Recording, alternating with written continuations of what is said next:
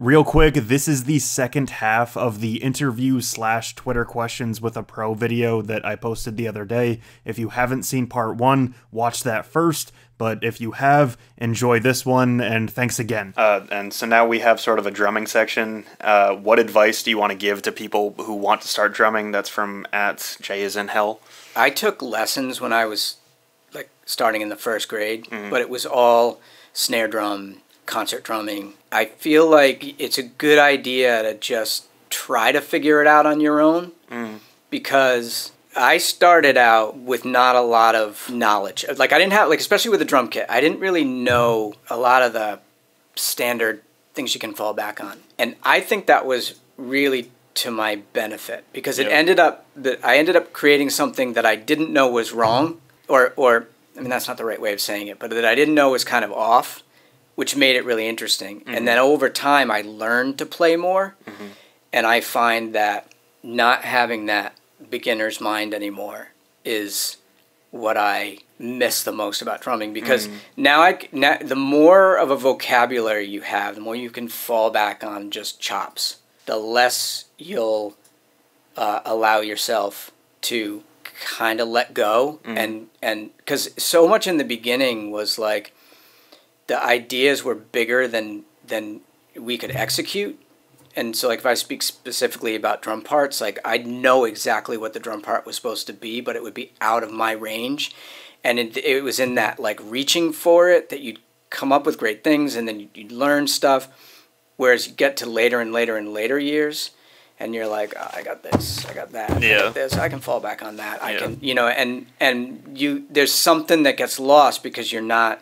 And I mean, there are drummers who've been playing for years who their genius is that they can maintain that. They can still let go and keep that freshness in there. But so I would say, so that's a long-winded way of saying, avoid lessons for a little bit. Just play around and just figure out how to do things. And then even if they're technically, like I'm left-handed, but I always played right because I never knew.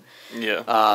And then the Jesus and Mary Chain drummer was left-handed, but he played left-handed. I remember he came to visit me in Newport, and he set my kit up the other way. And I was like, so I played with it like that for a while, which was a whole other thing because then it gave one of my hands way more confidence. Playing things the wrong way is kind of cool. People do things, and you're like, well, why? You're like Keith Moon, like people, they have weird ways of playing. Yeah. And to me, I think that like that's a great catalyst for something unique. Just play it. Just try to figure out how to play a drum kit without anybody really telling you how. This is a really good question that I like. At Romaine Carrasco, what's their opinions on drum samples versus live drums, and has there been any change in your writing, recording workflow since you started until now? So timeline with now music production tools at the ready. I don't have any issues with drum samples. I've played around with some drum machines and it's freaking hard. So I have respect for anybody that can do it well. I did an instrumental record called Lacuna, which is what my business is called now. That's all samples. In fact, the whole thing was all record samples. I just collected all this vinyl. We sampled this vintage stuff, looped it, and it was just going to be that, and then it just felt a little bit thin, so I played some live drums over it. But that was all based, like, that the first Tricky record, we were talking about that earlier. Just absolutely, it's called Max and Quay. Just love that record. It had a huge impression on me. So I think I was trying to copy that. Yeah. So I have a real appreciation for it. I don't have a lot of experience with it. I'm not a purist in any way. I don't feel like things have to be all analog. Yeah. It's great when you can do that, but it doesn't. To me, it doesn't mean that you're lacking, and it's just the creativity is moving around in another place. Yeah. You know. Would you say that in general? Not that I'm calling you old, but people your age I'm old. Would have a preference. At least musicians your age would have a preference of live versus sampled, because I feel like the technology debate between generations can influence It's funny that. Because it's like, you know, speaking of being old, like it's sometimes not flattering if you see someone who tries to jump on the train in a way, you know, and I feel like a lot of people from my generation do have a fierce loyalty to sort of traditional band, even though the way those, I was just having this conversation with somebody the other day who wasn't really aware of how those records were recorded. Yeah. Like I was explaining actually that producer I was talking about before, maybe overdub all the cymbals. He was so antiseptic in the way he recorded, like everything. There were some songs where I just recorded the kick. This is sort of a little bit of a side note, but I feel like it comes with like the purist sort of mindset. There's this New York Times diary of a song thing, and it's with Diplo and Skrillex, and Skrillex is talking about like destroying a sound and like making it so unlike anything he's ever heard, and like that's interesting to him. And I'm so much more in that camp rather than the dads that are like, back in my day, Steely Dan, like everything was so clean and perfect, but like you can do whatever. And yeah, it's like anything. I mean, I do graphic design now. It's just like the tools get smarter and smarter, which just then frees you up to put your creativity in all these other places. Mm-hmm. Like if you're not having to think about, this sort of analog traditional process of creating sounds, then that creativity's got to go somewhere. So it's going to do something else. Yeah. People think it's too easy, I think. And to me, that's not the point. It doesn't matter if it's easy. Yeah. As long as it's like great ideas. Yeah. At Morph Choir, did quarantine change anything about the way you and the band thought about, appreciated, or created music? The way we exist today, the last 3 records, I mean, I have a whole other business that's my main focus. Kristen still does this full time and has 3 bands at the last count. She's got a solo, then she's got a band called 50 Foot Wave, and she's Throwing Muses, and then she had another one called Outros.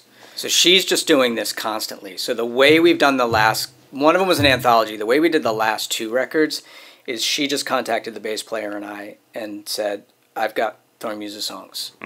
And then it's like fast. Like she flies in because Bernard, the bass player, is in Seattle. She's in a different state every year. We did a festival with The Cure right before COVID. So in 2019, August, in LA. And so she was like, well, since I'm going to come home for that, why doesn't Bernie fly over and we'll do a couple Boston shows and then in a week record this record. So it's very like really fast. And it's like sometimes Bernie and I are looking at each other like, which one is this? And so this question, the thing about this question is not fully relevant to us now because after this record was recorded, Bernie and I also said we weren't going to tour it. So she was about to tour it, and she does this thing called the Kristen Hirsch Electric Trio. And so she was about to go out and do it with them, and then that's when a lockdown started happening. And so then nothing happened. At Ace Go Gaming 51, what is the best way to avoid burnout on anything, playing, writing, or even just being a part of a band? It's a difficult thing to cultivate because it's about just sitting still. And you don't get much done when you sit still. Yeah. So there's a lot of kind of like when you're in the writing process, you're just sort of playing. There's lots of like everyone's issuing disclaimers like I'm just playing along. I'm just playing. Yeah, This isn't what this is actually gonna. I'm just like give me a minute. And you're sort of waiting for something to land on you. You're trying to get yourself into a place where you're paying attention but not paying attention. So you're paying attention enough that you're staying on the road, but you're not judging anything and you're not like molding anything. Like, ooh, I see what that's turning into. Yeah. Trying to access that mind gets harder and harder, and that's where like the block will come in. And sometimes you're just like, one of the other things that I've learned over time with drumming is in the beginning I was very much like in the mix and kind of like almost like a lead instrument, and I think that was because of my percussive style. But as time went on, I started to get a real appreciation for drummers you didn't notice. And I remember like distinctly like seeing someone and going, wow, that's hard to do. Like, not get in the way. Like, there's a song. And, like, enhancing the people around you. Exactly. Like, there's a song. Don't get in the way of it. Just let this. And so that's one of the things that I've tried to, like, develop over time was to get to that place where you're just kind of supporting. Isaac Wiggins, who is your favorite modern artist or band? I'm going to say Radiohead. Do we want to get even more modern than that? Oh, boy. James Blake, Bon That's Iver. a perfect answer. So a little more atmospheric. There's a category for alternative and for indie. Mm-hmm. And I'm more drawn to indie. This is the last one. At Robbie Grawie, what's a piece of art outside of music, say a movie, painting, etc., that inspires you and gets the creative juices flowing? I have a favorite painter, Paul Klee. I've just been a fan since back in, like, when the band first started. Mm-hmm. Do you have, like, a go-to, this movie, whatever? Blade Runner's my favorite movie. Okay. There is a connection between, like, James Blake and Blade Runner. There's a similar kind of, the soundtrack to that movie is great. Out of the context of that movie, because I think it's Vangelis, who is maybe, like, somebody I would never listen to their... I think he made records that were very synth landscapes, which I don't think I would listen to outside of the context of that movie, but I love the art direction of that movie is like, it's never gotten old. Yeah. Did you see the new one, 2049? Yeah, which I thought was really good. Yeah.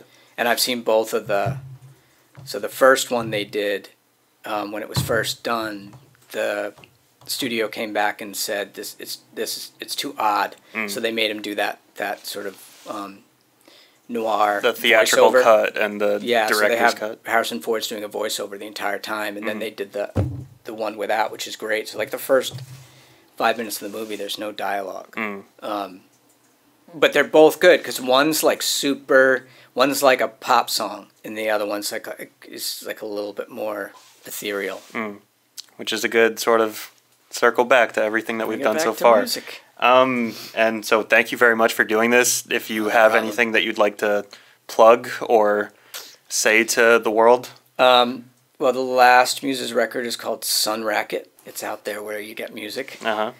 And Kristen will be touring it. All the stuff related to Throwing Muses is on KristenHirsch.com. Gotcha.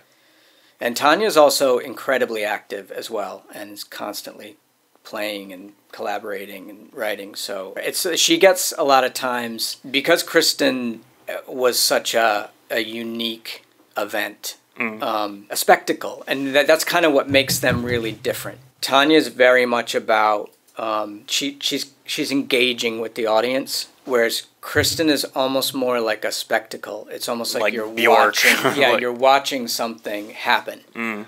There's not a lot of performance going on. So because Kristen has this pronounced persona and identity out there, Tanya will sometimes get overlooked. But I will sometimes think to myself, like, it's amazing that I just ended up going to elementary school with these two songwriters who were, like, I think of my generation, really events. It's incredibly, I just feel so lucky for it. And just to have that, to go very, very back to the first question, to have had that experience of hearing their music when I was like junior at Rogers and going, I think this is something. And then to have like 4 years later, like Warner Brothers writers, or even more importantly to me, like writers at NME, like tripping over themselves to like try to explain it. And like, it was so validating, you know, because there's so many people who have that feeling and then it doesn't get validated. Yeah. And for right or for wrong, you know. And so we were at least lucky that people said yes in the beginning. Like they definitely said, oh, you're right. Yeah, you're right. Come on in. And there's certainly tons of people that just don't, and potentially people lost in that algorithm that just don't get that, like, validation. So we're lucky that way. Again, huge thank you to Dave for doing this. This has been one of my favorite videos that I've ever done on the channel. Be sure to check out Throwing Muses and support all their stuff. If you want to support the channel, feel free to like, comment, and subscribe. You can follow me on social media at RenshawHS. You can buy my merch, support my Patreon, and thank you again. I'll see you soon.